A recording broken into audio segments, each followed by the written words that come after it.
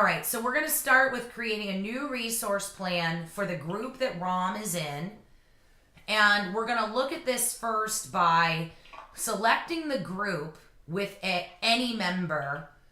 And we'll see, how it behaves.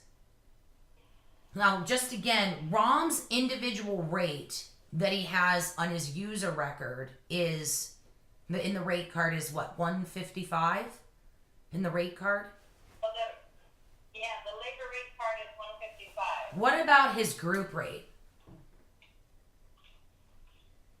The group rate for this group is also 155. Okay, so what we should see is that all the numbers stay the same throughout.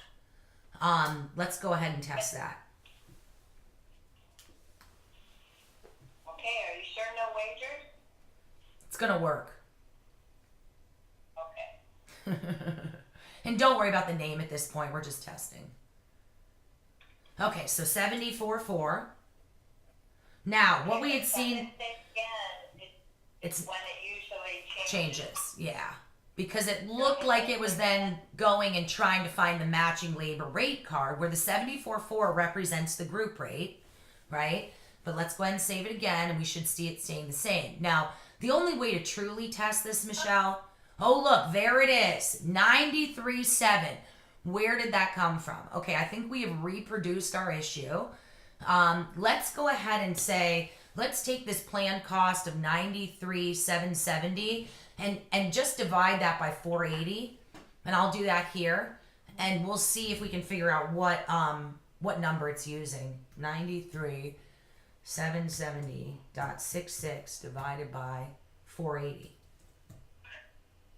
So $195 and some odd cents. Yeah, and I don't have anything set to that rate. Not on purpose. Yeah. All right. So this is what I'll send over. That those numbers are changing. So the first pass is not equal to the second pass.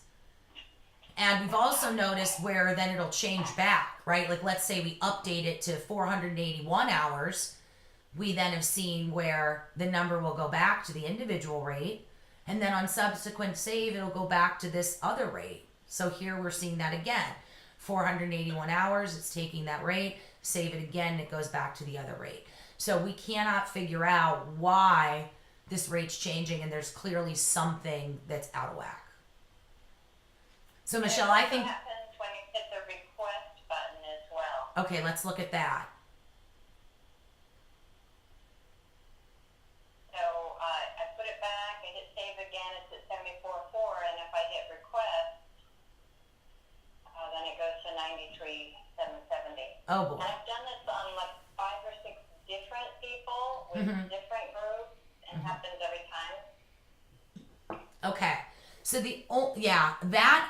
that's got me a bit lost. So I think two things that we're going to have to do, and what instance is this for CompuCom? Is this a production instance? Because it doesn't have like dev test or anything like that. Is this your prod?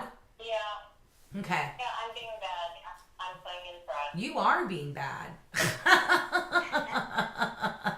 Tisk, Michelle. But we're not really using it for anything but this. Okay. Yeah. The only downside I would want to make sure that you have a process to refresh your development instances from prod. Otherwise, you might leave yourself in a little sticky situation as you go to continually update this once it's live, because you would never want to do changes in the live environment that would, could screw up your users. So let's just make sure at some point that we get whatever you do in prod back into dev, so that you don't have challenges. Okay. So Emily, I joined late. Is this only being used for CompuCom, or are you managing projects for your other customers? Managing projects that we do for our customers. like professional services, Marianne.